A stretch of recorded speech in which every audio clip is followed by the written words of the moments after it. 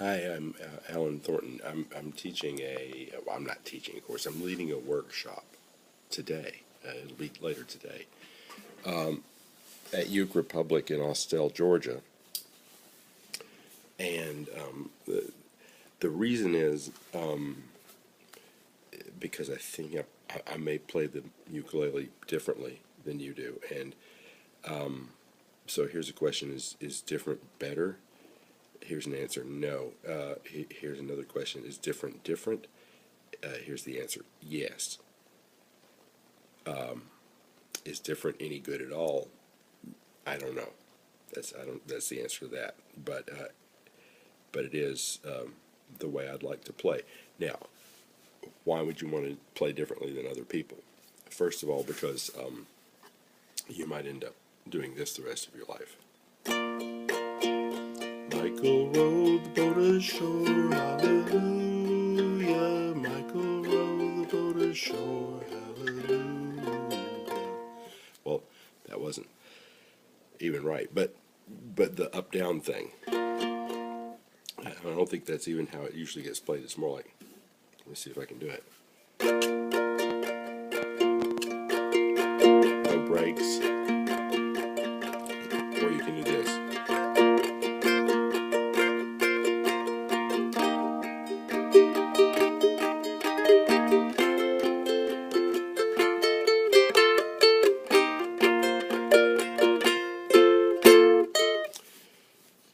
Which was all, just three chords, just like the other thing was.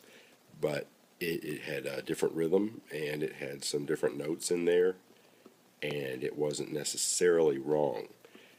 So what's good about that? Well, what's good about that is that I don't get bored, so I keep playing, and maybe if I keep playing, that's practicing. And if I practice more, maybe I play better. So now maybe you're not bored by the way you play, and maybe if I played like you, I wouldn't be bored either, because you learn a lot of things. Maybe you learn things in a particular way, and that's the way you do them, and that's great.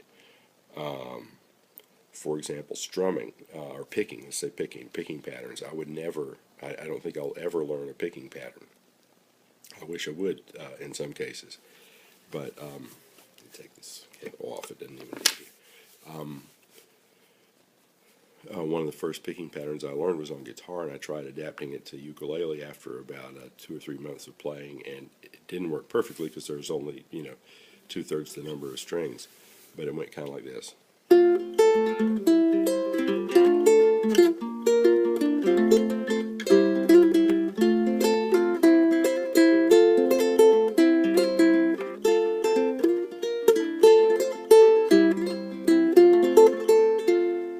I have no idea how or what order that's in or anything.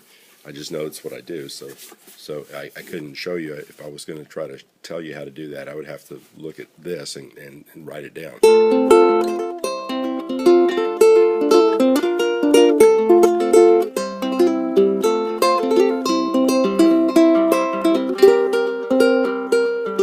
You know you send turn out your light, babe.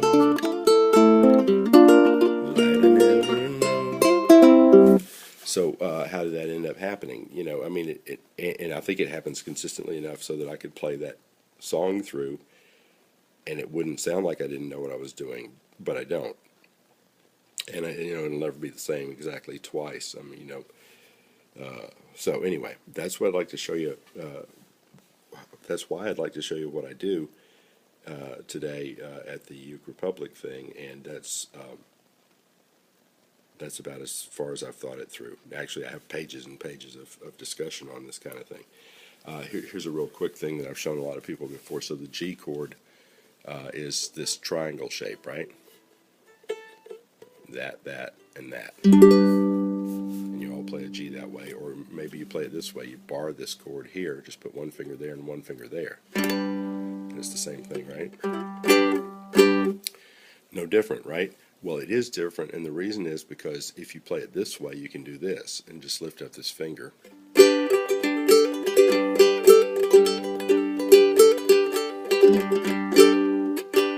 Well, that's great, right? But if you play it this way, you can do this.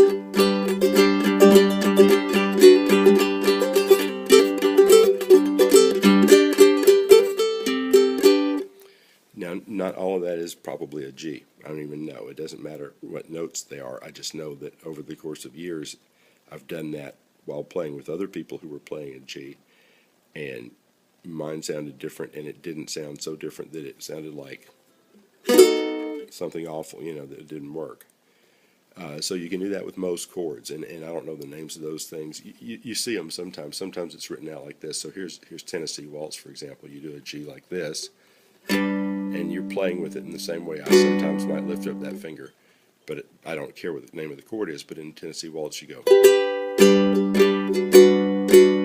Then you do a D seventh. I was waltzing with my darling to the Tennessee Waltz. So that's the same kind of thing. You're more or less deconstructing that chord, and so I want to talk with you about how to do that with every chord, or most every chord. And another thing I'd like to tell you is I never play an E. At least I never play an E the way people are supposed to play E's, because you're supposed to put a finger there and then bar these three with this left open, so it sounds like this.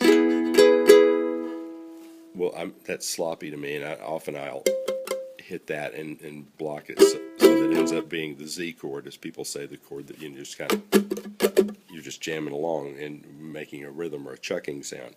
So instead, what I do that's consistent is this. So that's an E also. You bar that, and then you put this finger here. So instead of this, you get this. I do it consistently. Wrong. But another great thing about this is it's easy to make E7th. Whereas if you do it this way, or with the bar, you'd have to go to get to a standard E7. So I just want to show you how to mess around with this stuff and make it sound okay. And then the last thing I'll tell you about this, and then we can talk about it at the thing at Uke Republic at the UkeTogether today, is that you don't need to know what you're going to do before you do it. If you've done it a lot of times, just like anything else, you can go with the flow. And this is the most important thing. Piano players say they're trying to get a song or a chord figure or something like that under their fingers. And that's what we want to do. We want to get something under our fingers so that when a G shows up on sheet music, we go, or we go.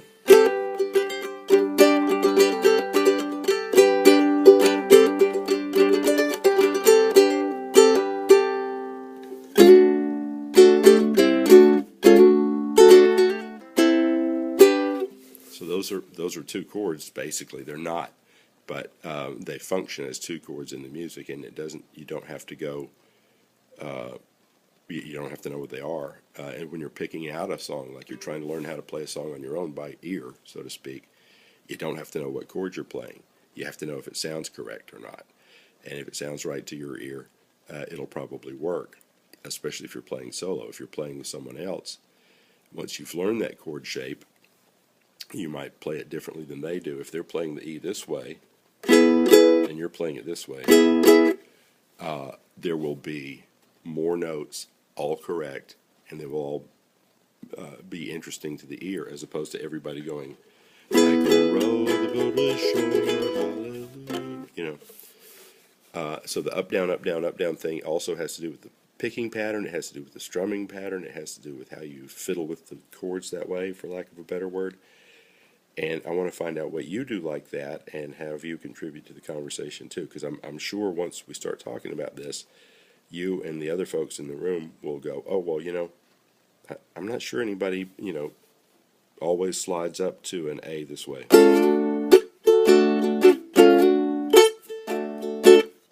I do that a lot of the time, so much so that when we're making arrangements in the band, we have to decide when I'm not going to do that so it won't distract. A lot of things like that in the world. But anyway, let's talk about that this afternoon at Uke Republic at in the afternoons, 12:15, 1:15 or something like that, I think. But anyway, come to the UkeTogether today and we'll talk, okay? Thanks.